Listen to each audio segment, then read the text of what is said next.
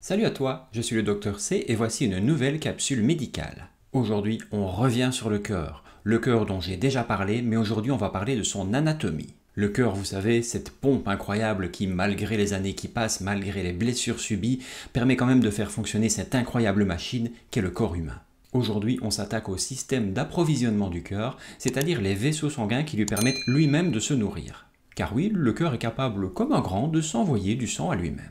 Mais on parlera également dans cette vidéo de l'innervation électrique du cœur, c'est-à-dire tous ces câbles qui circulent partout qui lui permettent de se contracter. Tu veux en savoir plus sur le cœur, son anatomie, sa vascularisation, son innervation? Eh bien reste avec moi et accroche-toi bien car cette vidéo est de niveau 2, c'est-à-dire elle est un peu plus compliquée que d'habitude. C'est parti pour une nouvelle capsule médicale.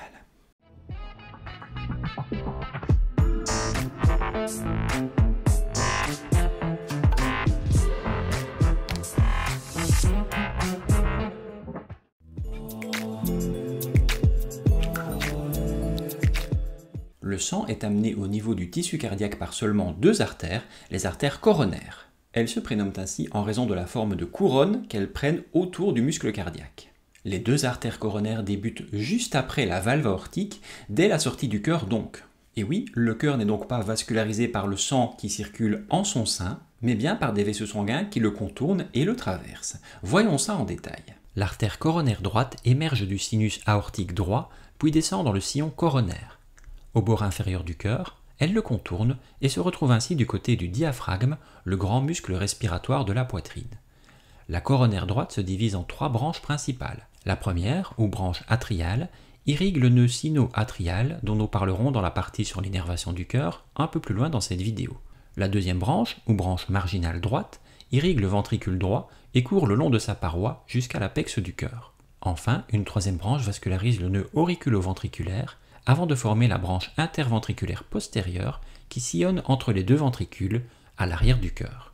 Schématiquement, on considère que la coronaire droite vascularise le ventricule et l'oreillette droite ainsi qu'une minime partie de la gauche du cœur. L'artère coronaire gauche émerge du sinus aortique gauche. Elle passe en arrière du tronc pulmonaire, les artères qui s'en vont au poumon, puis se divise en deux branches principales. D'abord, l'interventriculaire antérieure qui chemine entre les deux ventricules sur la face avant du cœur. Ensuite, l'artère circonflexe qui contourne le cœur et se termine dans le sillon entre les deux ventricules sur l'arrière du cœur.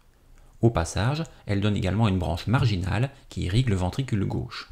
Il existe de nombreuses variations anatomiques de ces artères. Chez certaines personnes, la coronaire droite est dite dominante, et c'est la coronaire droite qui donne l'artère interventriculaire postérieure, qui irrigue également la paroi postérieure du ventricule gauche. Chez d'autres personnes, c'est la coronaire gauche qui est dominante, et l'artère interventriculaire postérieure naît alors de la circonflexe. Cette vascularisation est bien entendu très importante à connaître, car si on a affaire à une dominance gauche ou une dominance droite, selon la zone problématique, la zone touchée du cœur sera bien entendu différente et le traitement différent également, comme par exemple dans un infarctus. Mais on reparlera de tout ça dans une prochaine vidéo de pathologie un peu plus tard sur cette chaîne.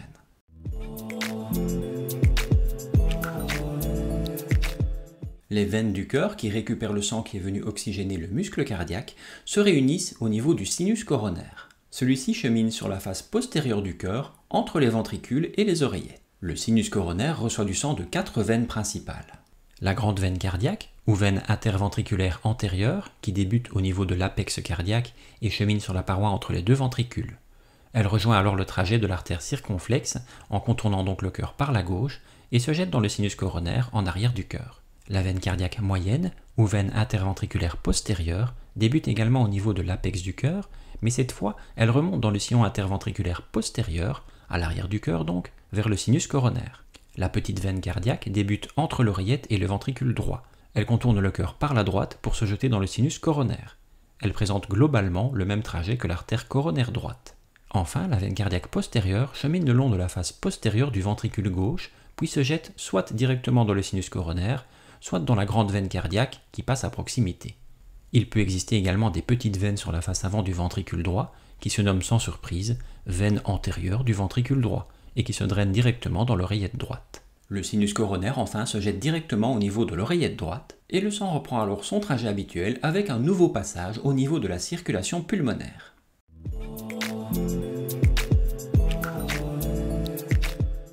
Le cœur est un système complexe de fibres musculaires enchevêtrées qui sont capables de se contracter spontanément.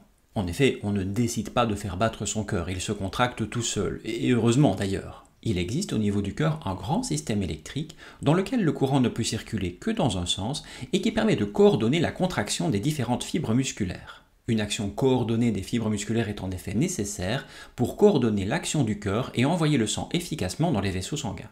Le signal électrique commence au niveau d'une sino-atriale, qui est le véritable pacemaker du cœur. Pour rappel, en anglais, pacemaker signifie créateur de rythme. Ce nœud se situe au niveau supérieur de l'oreillette droite. Le signal électrique généré à cet endroit se propage alors dans les deux oreillettes pour provoquer leur contraction simultanément. Cette excitation qui se propage parvient alors au nœud auriculo-ventriculaire qui se situe près de l'entrée du sinus coronaire dans le ventricule droit. Rappelez-vous, on vient d'en parler dans le chapitre sur la circulation veineuse du cœur. Ce nœud auriculo-ventriculaire envoie alors son influx électrique dans le faisceau auriculo-ventriculaire qui chemine jusqu'à la face supérieure des deux ventricules. À cet endroit, il se divise en deux parties. Une partie droite qui va énerver le ventricule droit et une partie gauche qui va énerver le ventricule gauche.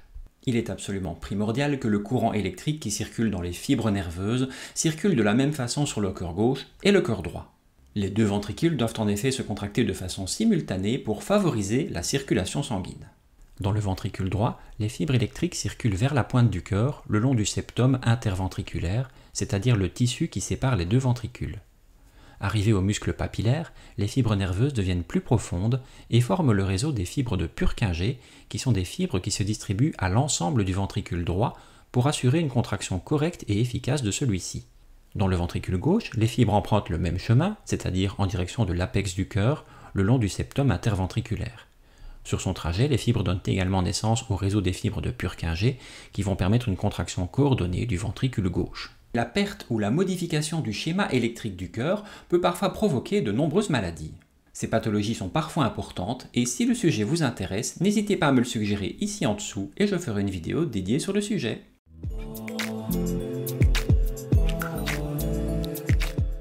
Et voilà, grâce à cette vidéo de niveau 2, vous avez à présent une approche encore plus complète de cet organe magnifique qu'est le cœur. Je sais qu'il y avait beaucoup d'informations dans cette vidéo, donc n'hésitez pas à la regarder à nouveau calmement dans des bonnes conditions pour en retirer toutes les subtilités.